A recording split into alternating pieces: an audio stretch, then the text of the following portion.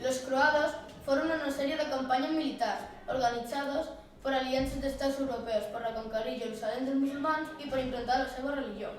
El papa organitzava los croados i sense el seu permís no es podia fer.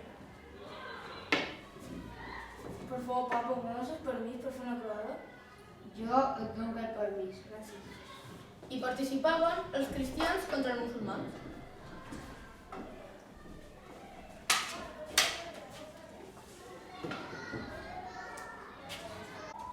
La Inquisició va ser seguit d'institucions judicials.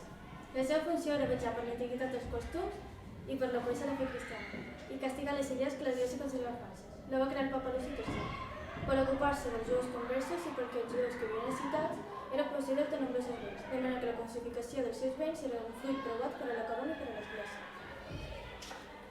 Rodes de tortura. Va ser una de les tortures més demesurades i espantoses.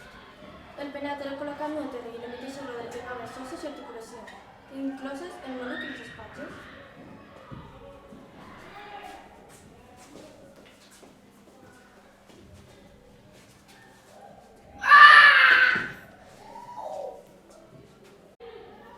El bou de Falaris. El bou de Falaris era una olla en forma de boví que convidava l'acusat al seu interior i els ficava una foguera al seu davall, fins que l'acusat es queda totalment calcinat.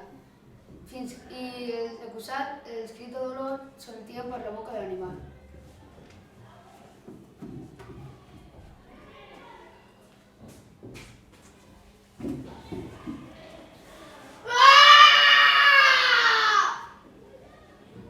La Inquisició es va fundar el dia 1 de novembre de 1478.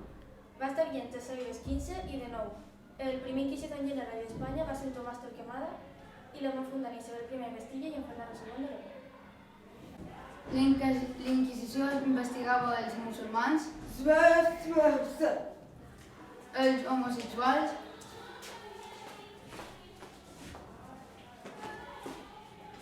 i els que practicaven zoofília. Els que practicaven zoofília eren persones que practicaven amb animals relacions sexuals. La Inquisició va desaparèixer al desembre de 1808 i la va fer desaparèixer Napoleó Bonaparte. Solo con Napoleón no Bonaparte.